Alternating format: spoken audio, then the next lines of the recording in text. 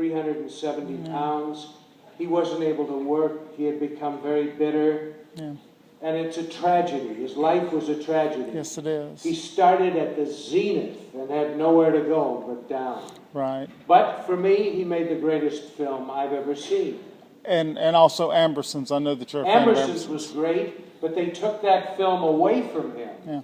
And he was out of the country in Brazil, goofing off and shooting a documentary around the carnival. And the studio previewed The Magnificent Ambersons in Pasadena, and the audience laughed it off the screen. And so the studio, the editor was Robert Wise, who became one of the greatest film directors. West Side Story. And he participated in cutting up Ambersons. They reshot the last 40 minutes. Yeah. So the missing Orson Welles 40 minutes of Citizen Kane is the holy grail of American movies. Yeah. They've been looking for it for all these years.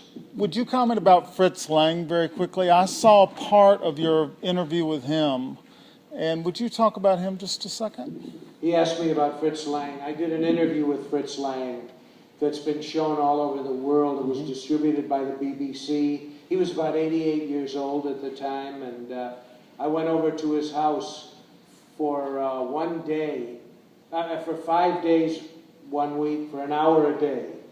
And I had 2 cameramen, and I just shot over my shoulder at him, and I just asked him a lot of questions. And have any of you seen that? Have any of you seen the Fritz Lang interview I did? Let's hear it. Okay.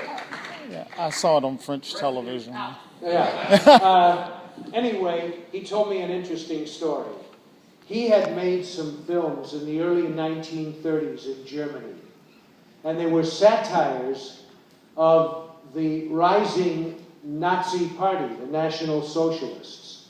And he had made some films with a character called Dr. Mabuse, who was a kind of satire on Hitler, although it was disguised.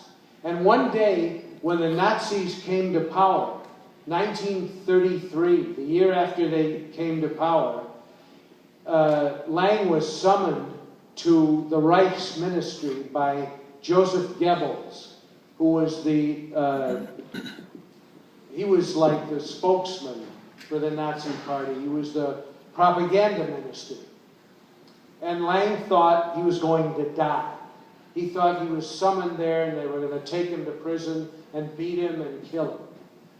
And he describes in this documentary walking down endless marble corridors, all empty, with just a guard standing at each end, an armed guard, and he heard his footsteps echoing down the halls. And finally he got to this office, which is the biggest office he'd ever seen, a gigantic office.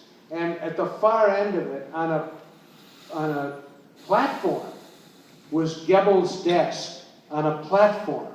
And so whoever was sitting in front of him sat below him. And Goebbels wasn't there. And Lang said he was invited to sit opposite where Goebbels sat. And he was waiting and waiting. And he looked out the window. And out the window there was a bank. And in front of the bank there was an enormous clock. And he said he just watched the minutes tick away like the minutes of his life going by. And finally Goebbels entered from behind the desk, from an office behind his desk, and came in and mounted the podium to his desk. And he was a very short man with a limp. He had a game leg. And he said Goebbels mounted his desk, and he sat down. He was very pleasant. He was smiling. And he said, Herr Lang, he said, it's an honor to meet you. He said, the Fuhrer and I love your films. In fact, we think you are the greatest German director. And we believe that Germany, our mission is going to be carried to the world through the great medium of film. And we want you to head up the German film industry. And Lang was shocked. He was stunned.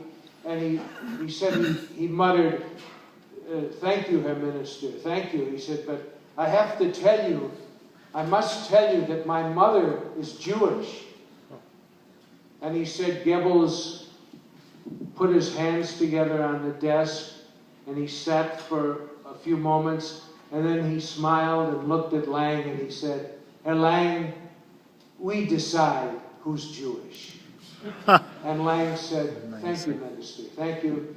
And he left, went back to his apartment, packed all of the stuff he could take, put it in trunks, and had his assistant take him and the trunks to a train station. And he left Germany that evening, went to Paris, and then ultimately to America. That's one of the stories that he told me. He's a great man, great filmmaker. Any of you ever seen Metropolis? Yes. M? Have you ever seen M? Yes.